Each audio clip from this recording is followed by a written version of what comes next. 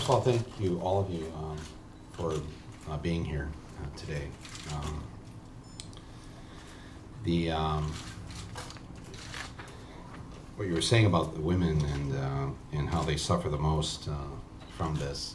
I remember after my film Sicko came out,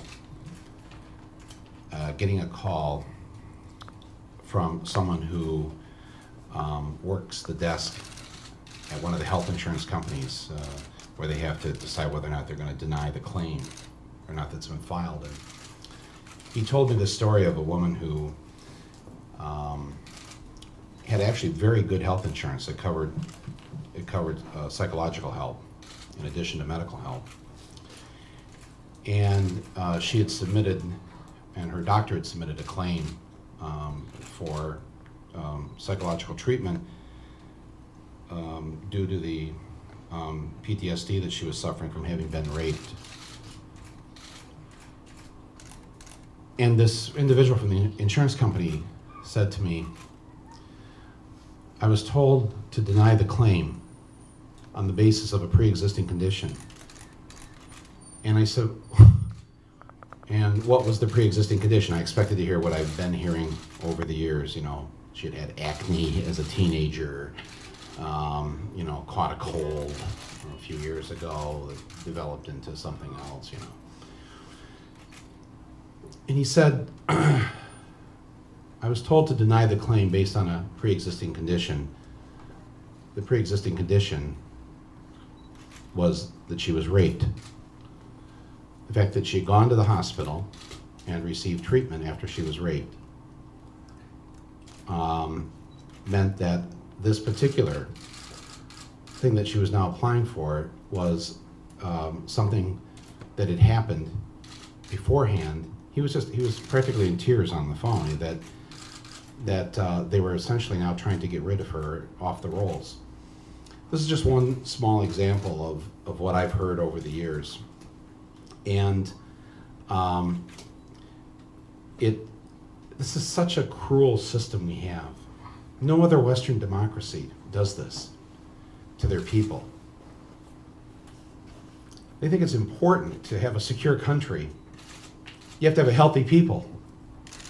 You'd think every conservative and Republican and pro-war person out there would say to themselves, you know, we're not going to be able to defend ourselves if we're sick.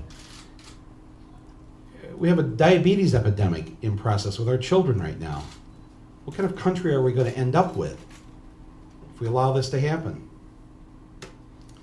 But our purpose of being here today is not to direct this so much to the Republicans who, and somebody has to explain to me the logic of this, when 2/3 to 3/4 of the American public say they want the public option, at the very least. Why you would oppose that? It doesn't make any political sense, does it? Because, geez, 2/3 to 3/4 of the people want it. It seemed like you'd want to make some political hay by being in support of it yourself. They're that beholden to these health insurance companies, to the hospital corporations, the hospital chains, that they're actually willing to risk re-election because of how they've been lobbied. $1.4 million a day is being spent right now by the healthcare lobby. Our purpose for being here today is to send a message to President Obama and to the Democrats in Congress. First, to President Obama.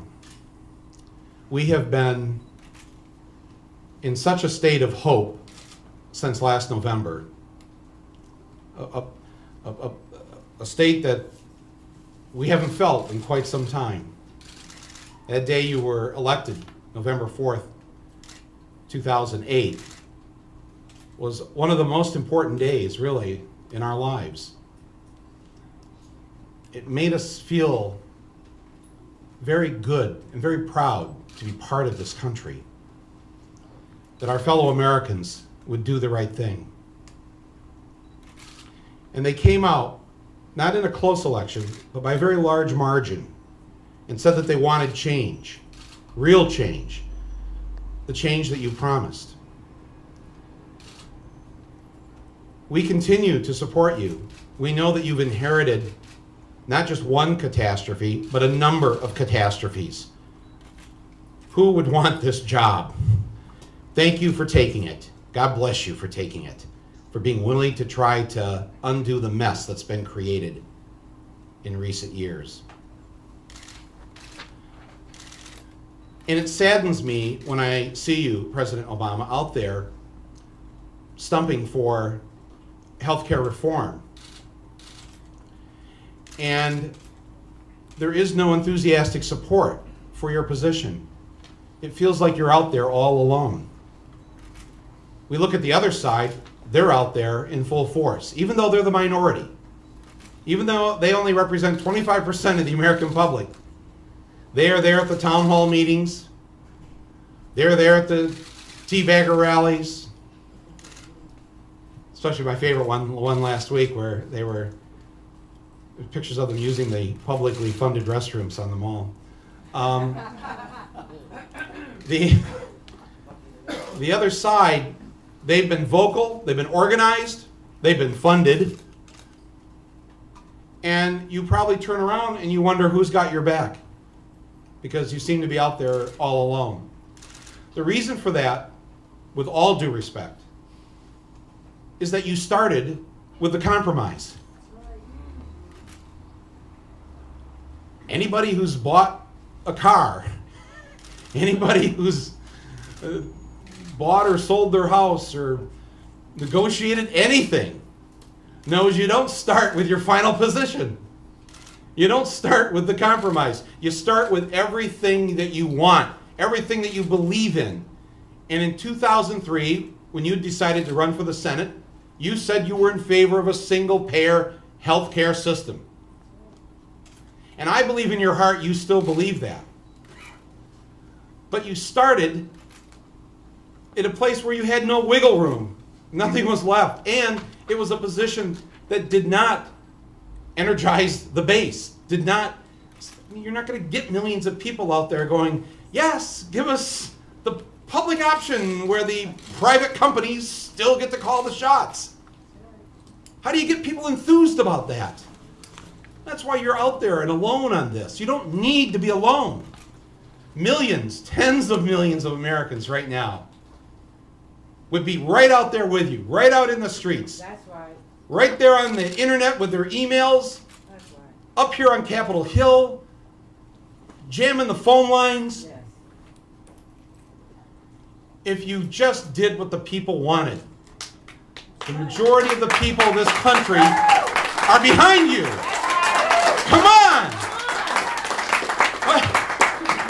I mean, politicians, they'd kill to have this kind of support. That's right.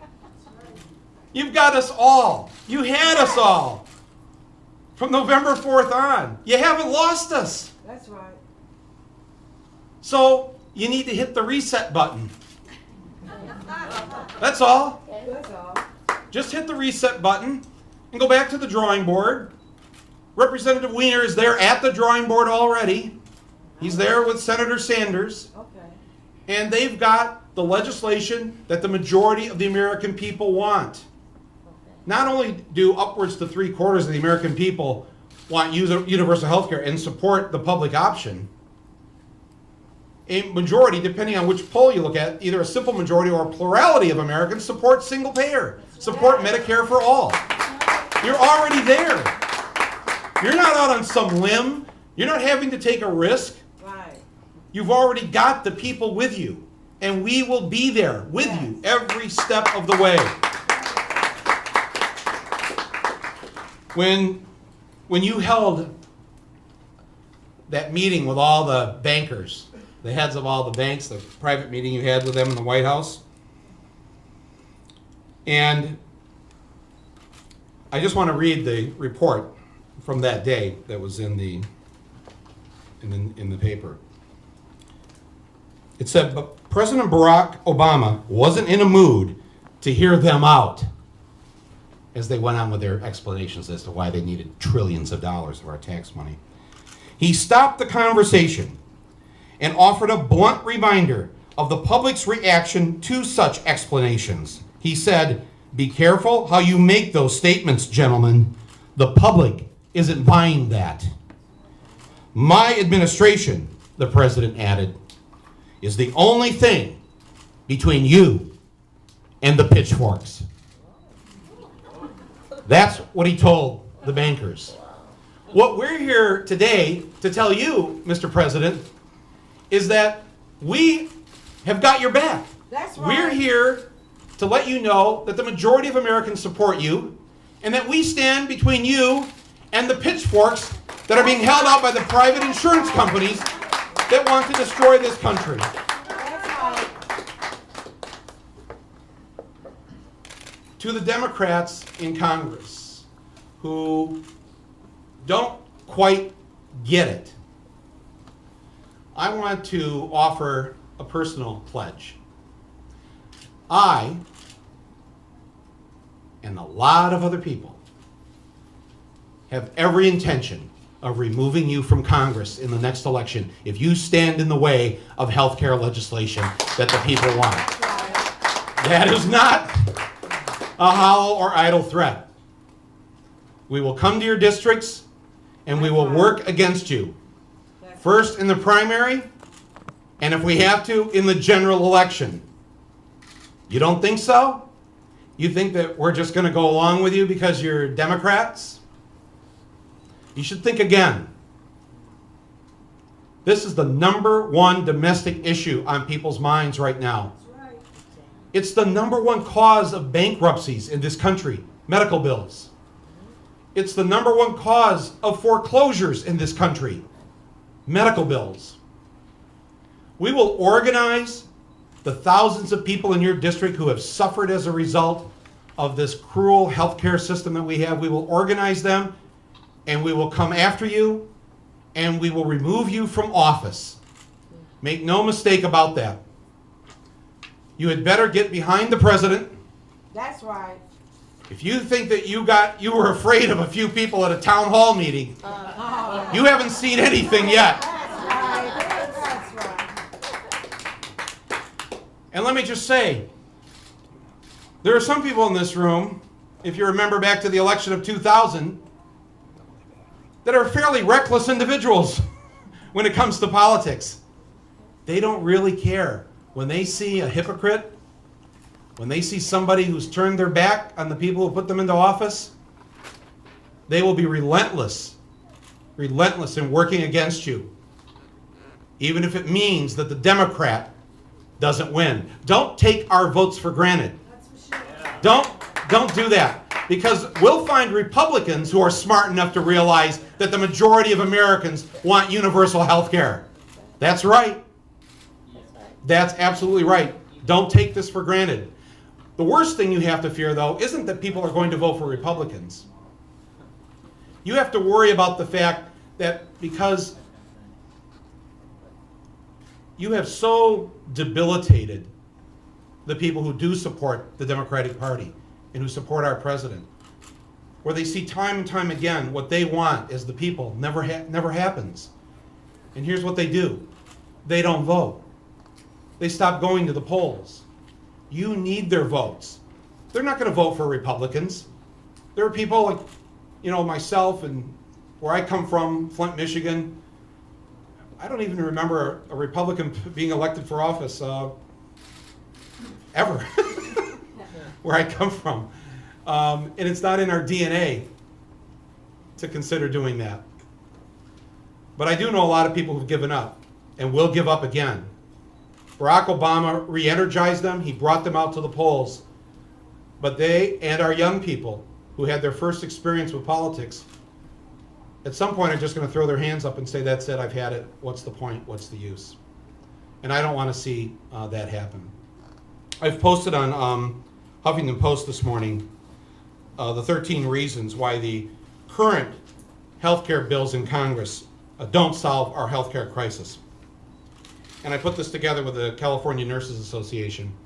And I encourage you to go to the Huffington Post and read these 13 reasons. It's very clear, very concise why the bills that are currently being pushed by the Democratic Party establishment, and somewhat seems to be, the White House seems to be in support of these, why this simply won't work. The final thing I want to say before opening up to questions is that President Obama, I have a lot of faith in you. I know where you come from. You come from the working class. You were raised by a single mother and your grandparents. You had the good fortune to be allowed into Harvard University. And after you graduated from there, you didn't choose to go to Wall Street or into some law firm to make $1 million a year. You chose to go to Chicago, to work in the inner city, where you would make no money. Oh, and by the way, on your way there, you changed your name back to its original name, Barack Obama. Not exactly the move of a politician, not exactly the move of somebody who was calculating, geez, if I run for office someday, I don't know if that Barack name is really going to do me much good. You didn't think like that. You didn't think like that. You just went with your heart. And you went with the way your mother and your grandparents raised you to be. You are one of us. You come from us. This is not the time to desert us. This is not the time to be the representative for the private health insurance industry. We need you to stand up. Stand up. Be bold. Be brave. Be strong. We've got your back. We got it. And we want universal health care for every single American. And we want it controlled in a single-payer system like the Medicare and the VA and all the other socialized medicine that we have in this country. That's all we're asking for. And as you've said over and over again to the American people, this will actually be cheaper. It will cost us less. And we will be healthier as a result of it, because when people have coverage, they go to get help. That's right. They go to get help, and they're not doing that now. And so we help to perpetuate a sick nation. Please do what needs to be done. And the Democrats in Congress, find your spine, read the polls, and see us coming. Thank you very much. All right, we'll take some questions. If they're directed toward me or someone else, they can come back up here and answer. Yes. Why do you think that your films have not had more of a political impact? I mean, Roger and Me didn't say Detroit, Sicko seemed to have less of an impact than the town hall meetings. Do you think that capitalism is really going to be different than those other films? Geez, that's not really the way I look at my life. After Roger and Me came out, they had put such a spotlight on Flint, Michigan, that General Motors was afraid to lay off a single person in Flint after that movie came out.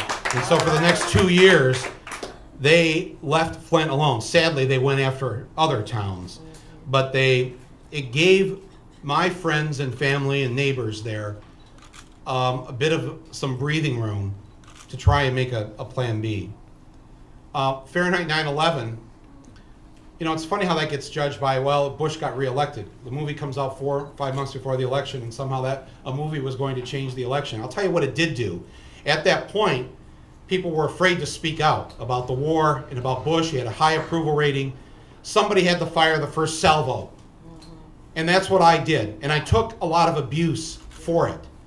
I was very much alone out there. If anyone remembers that time, this is how bad it was.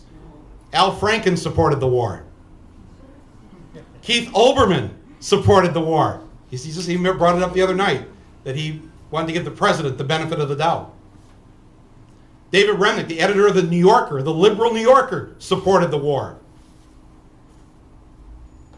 I mean, if you were against the war, as I was, what you got was booed off the Oscar stage. But somebody had to say it first. Somebody had to get the ball rolling.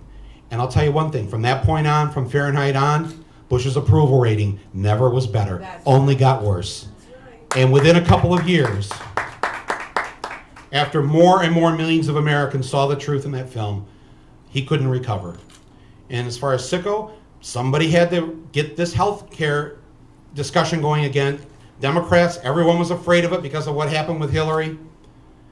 It had been, some 13 or 14 years. I thought that was long enough to have this not being discussed. And so I went out there to get it going, and now here we are 2 years later, right in full force in the middle of this.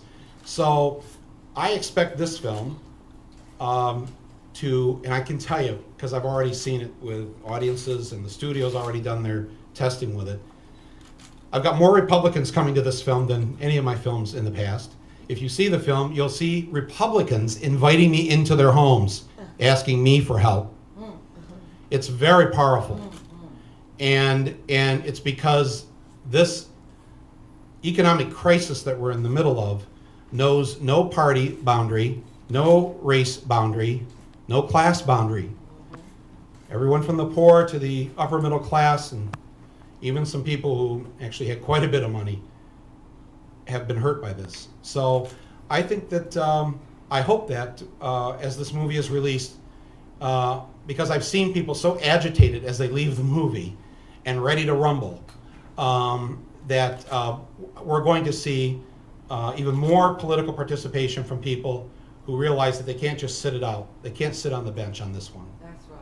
So, yes, sir. I was actually going to take the opposite of Bruce's question. I actually thought a lot of your films were ahead of the public debate. I talked to you when you came here at the Uptown Theater to premiere Sicko. Here we are 3 years later, and now we're finally talking about health care. I heard you on the Stern Show the other day, though, talking about frustration amongst the people who are not speaking out. You're energized. A lot of the people in this room are energized. Why is it that the president's supporters and the supporters of the majority in Congress are not being louder than the minority who's opposing it? Well, that changes this Friday. I'm telling you, millions of people are going to see this film. It already set the record this past weekend in its first two cities, in New York and Los Angeles. It's the highest grossing per screen average of any film, not any documentary, any film released in 2009. So it's already in the tea leaves that what's going to happen this weekend with this movie. And it will make what was going on at those town hall meetings in August look like a Disney film. When the majority come out, when the majority use this film to organize with, get active with, get involved, and so I'm hoping that somebody's have to light the spark. That's why we're all here today. That's right. And we're going to be out there. Don't pin it just on one film, because each of these groups, the steelworkers, the nurses, public citizen, now, all these groups, and there's more of them across the country. This is just what we put together in 48 hours, essentially. But I'm telling you, we represent the majority. You're not looking at the fringe up here. Right. We are the majority of Americans. We are majority opinion, That's right. and that opinion is going to be heard loud and clear from this moment on.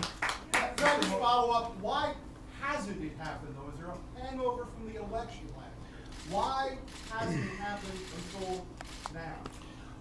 I think not so much, I wouldn't call it a hangover, but I think that we think we've got the smart guy in the White House, and we do. And better the smart guy be there now than the dumb guy.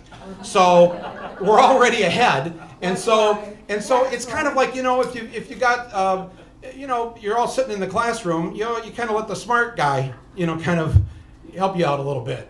It always falls on the shoulder of the ones getting all the A's. So we were kind of waiting for that to happen, and we realized, oh, geez, he's just one guy. He's really there. He's there as a representative of us, not the other way around. And so, it reminds me of this incident back when Roosevelt was president. He'd been president for a brief period of time, and a woman came up to him and said, "Where's our Social Security? You promised us Social Security. Where's the New Deal? You promised us. Where's our Social Security?" And he says, "I'm not going to give you Social Security. You're going to have to make me do it. You're going to, because I got the banks against me. I got all these people against me. This isn't going to happen unless you, the people, make me and Congress do it." And that is what has to happen right now. To anyone who's listening, to anyone who's reading about this, you have to know this isn't going to happen unless we make the president and the Congress do this. And I think he wants us. We can't be Yeah, there. I think yeah. for the first 7 months of his administration, we were there to support him. But now he needs not just support, he also needs to be pushed. Right, And I think he wants to be pushed right. because he can't do this by himself. So, Mr. Moore? yes, Isn't yes, ma'am. Isn't it too late? 4 of the 5 bills are almost done in Congress. Senator Sanders says admits that he has little to no support in the Senate for single payer. Is it too late in this process to get everyone riled up? Well, it's never too late. And if you look at anything in the past, whether it's civil rights legislation, whether it's granting women the right to vote, which is always an odd statement to say, like, oh, you have the right to vote. Well, thank you. I have to be a citizen of this country. You don't give me the right to vote. But, That's right. I but like that. right? I've never understood Yeah. that term. But all great movements work this way. And you have to stake out the position that you want. You ask for everything you want, and then of course politics is the art of compromise, and compromises have to occur. We recognize that, but you don't start with the compromise. If, as you say, one of these bills is going to somehow make it through, we reject any bill that doesn't have, at the minimum, the public option available to all people who can buy into this. If it's just what we're seeing, this mandated health insurance, which means a billions of dollars more in free cash to the private health insurance companies, we reject that out of hand. We do not support it. We will never compromise to that position. That's right. At the very, very least, it has to have this, and we're asking the American people who agree with us, and that's 2/3 to 3/4, according to whichever latest poll you're reading, support us in this. Come out of your house, pick up the phone, That's right. get on the email, Yes. turn off Dancing with the Stars. Right. This is the moment. We can't lose this moment. I actually like Dancing with the Stars, but I'm yes, sir. Congressmen tend to follow their constituents.